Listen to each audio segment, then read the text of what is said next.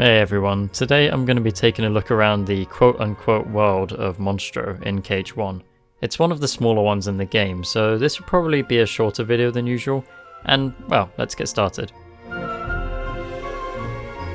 Alright, so here we are, and like Marlin and Dory, we're stuck inside this whale. Behind me you can see the teeth, kind of weird to see teeth on a whale, but there they are. And we've got this whole mouth area. The nice thing about this, I guess, is that it isn't static, it does change, so we can't force our way out, unfortunately. But you have the water level, and that starts out a bit higher, and then once you get past to the point where you get a high jump, they actually lower the water level so you can actually make your way up to the top area. And let's equip Wishing Star, because actually that'd be, better. Even though I really don't like the look of this Keyblade, but, I like to go with one that's actually relevant to the world. So, yeah, there's not too much to say in terms of detail, and that's going to be a common theme for this video, because this area is basically like flesh and bone, obviously you can see the bones, or it's just wooden bits. The shipwreck, just the remains of the shipwreck all piled up, and other things that he somehow swallowed. And yeah, you can jump around, you can go over here, you can go up to the top of these little platforms. With high jumpers it's a lot easier. If I actually look at the detail on these, I mean, yeah, it's just like wooden planks all stuck together. There's not much to look at there. But, it's a nice enough little platforming thing. It's kind of like the Deep Jungle Hippo Lagoon in a way, just like bigger. And I guess probably doesn't annoy people as much. Obviously we can go over to the ship itself, what's left of the ship here. And yeah, not a whole lot here either, to be honest. We've got over here, of course, we've got Cleo in, well, what was Cleo. She's obviously now with Geppetto in Traverse Town, but here's the rest of her bowl that's just been left here. And a bucket. And of course the bed here. I wonder how it smells. It probably smells awful in here, right? Oh, I don't know if I could sleep in that. But there's a little carpenter workbench thing, and all the stuff you'd expect. Then we have to do this weird little jump to get up to the top here, jump on that, and then up to here. And there's a Trinity and a chest you can get up here, of course. And if we look down there, I was seeing if you could like accidentally get stuck or something, but you can't. But there's a weird like sort of translucent bit of modeling there, like a bit of the wood structure, the texture, but it's all translucent. I guess just to give it illusion that it's darker and like shaded. But it's weird to see that from the other side. I don't think you're supposed to see that. Before I get into the chambers and the links between them, there's a little trivia about the Heartless here. So Monstro has his own set of Heartless, obviously, but after the rescue of Hollow Bastion, he picks up different Heartless, so whenever you go into Monstro, each time you go in, he'll have his own set of Heartless, and then he'll have another set. So he'll have, for example, Agrabah style Heartless, or have Traverse Town style Heartless. Just changes depending which time you go in there. So there's a cool little detail, I guess. Okay, let's start out in Chamber 1, and we'll have a look at the weird, the weird patterns of flesh here, basically. Oh, this is a strange place. But yeah, we've got these like holes. They lead to different chambers. Of course, this one's Chamber 3. And when we look around this place, you can see the roof there is this squiggly moving mass of flesh, which is kind of bluish colours, different to the rest. And we've got like on the floor, on the walls, we have these little wiggling parts, just like moving about, and obviously to give the indication that they're alive. It's pretty cool. I mean, it's quite a nice little bit of trickery for a 2002 game. Basically just have these textures slightly changing. And there'll be a bit more of that you'll see later on, those weird sort of movie textures that aren't actually moving but are just made to look like they are. And at the top ridge we always have this little line of vertical stripes. I don't know what it is, but there it is. Up here we have Chamber 2, of course. And you can see it there, if we glide over to here, it just says Chamber 1, which is where we are, right? So here's the thing with this world. If you go into a high up doorway, let's just call them doorways. If you go into a high up doorway that you're supposed to exit from another room into this room, it would just put you back into the same room. So those are like one way only. You can walk through doorways. If they're two way, you can walk through either way. But some that you walk through will lead to a high up point in another room. You can't go back through it. You can't fly back through it. One, because you're not really supposed to anyway when you first come here. But I guess they just didn't want you being able to skip ahead to certain rooms. They want you to go down this very directed path. So that's the weird mechanic here, I guess. That's how this works. Okay, let's do this in vaguely number order. So we'll head into Chamber 2 first.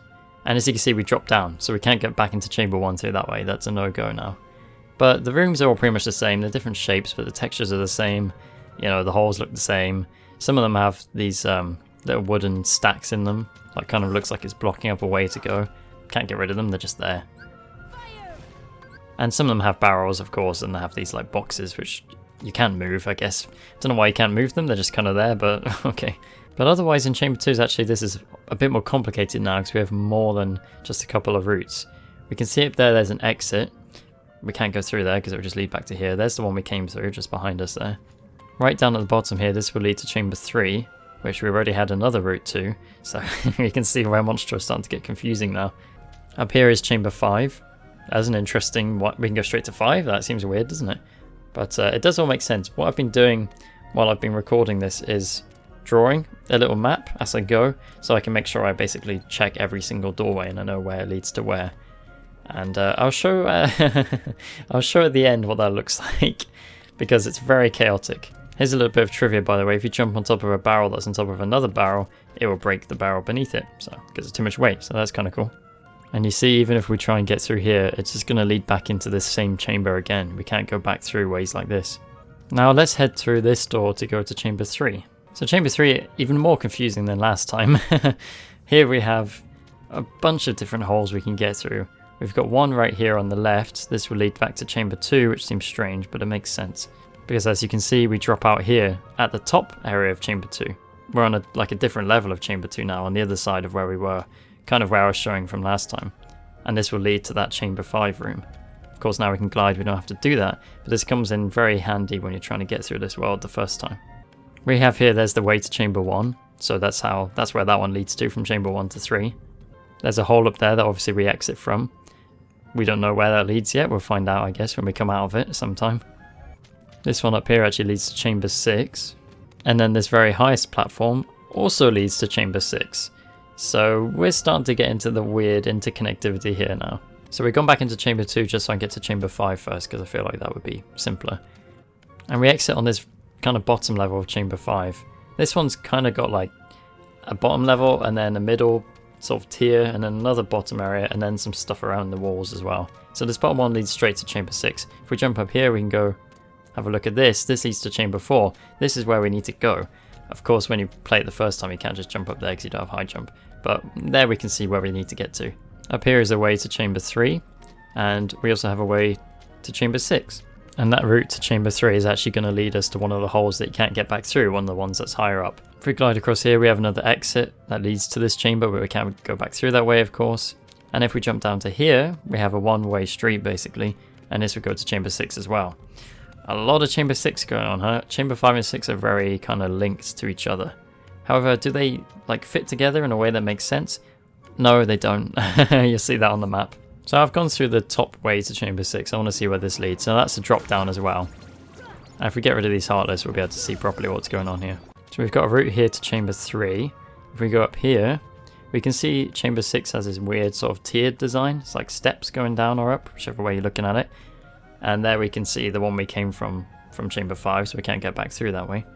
So up here at the top, we have a doorway to Chamber 5 here. I think this one's pretty important. It's one of the ones I think you need to go through. We go down a little bit further. We've got here another Chamber 5 route. If we climb up, we've got an exit here. Just says Chamber 6 because obviously we can't go back through that way. I'm probably saying that too many times. I think people get what I'm saying now. I don't think I need to keep saying that, but I'm just trying to show all the different routes. See, there's another one that will pop out of there, but we can't go back through.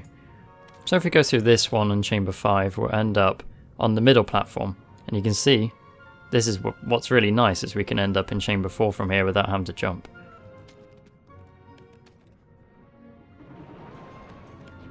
So yeah, let's get into the final chamber now. Chamber 4, this is what we've all been leading up to. And this is thankfully a very simple chamber with a save point and a room to the bowels. Again, there's nothing different in terms of textures or anything here, it all looks the same. But we can go straight into the bowel area. And yeah, this place is kind of gross looking. We've got these like slimy looking stuff going into this.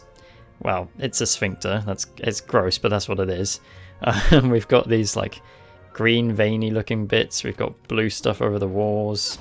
Sort of like pulsating flesh on the sides. It's what you expect from Monstro. It's really gross, but it's also very cartoony looking, so it could be worse.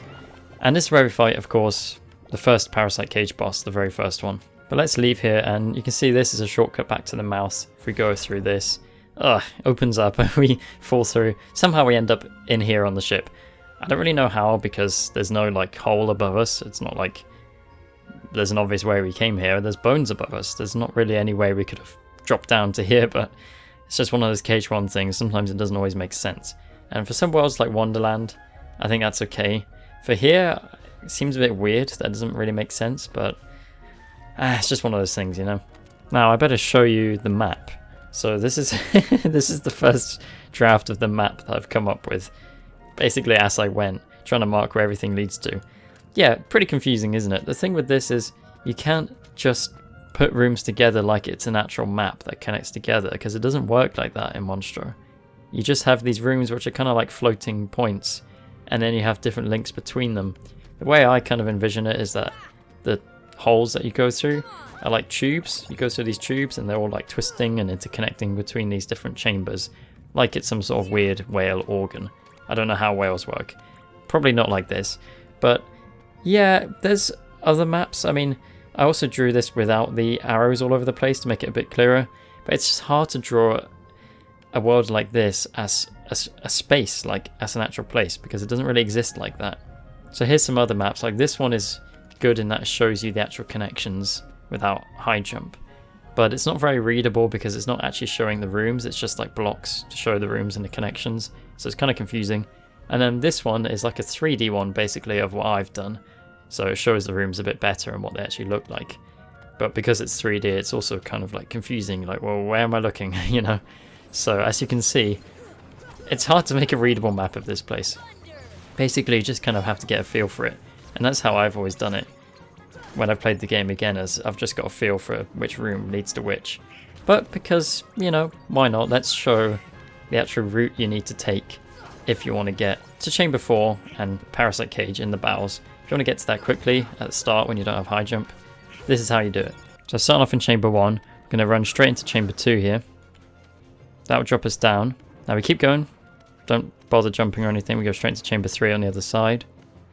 Now here, we don't have to go anywhere, look, we just go straight through this one back to Chamber 2. Seems counterintuitive, but now we end up on the other side. So we can keep running, we go into Chamber 5.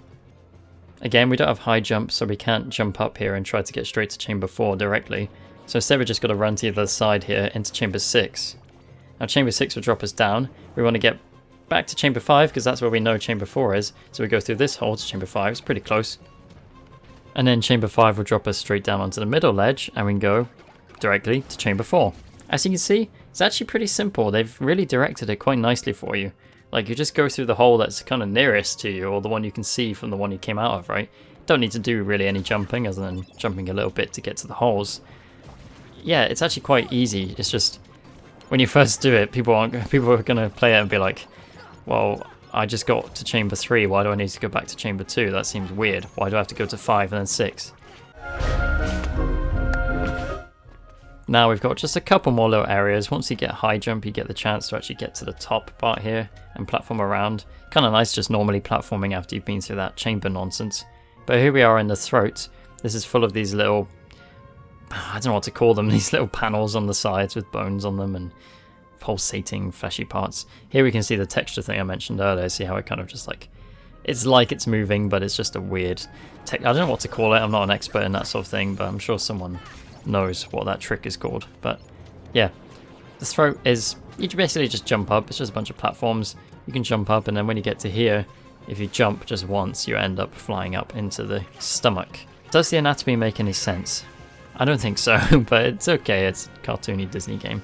And here we have the stomach. The last place is where you fight Parasite Cage 2. It's also where this annoying Grand Ghost appears. I kind of want to get rid of it without using elixirs. Are you going to play?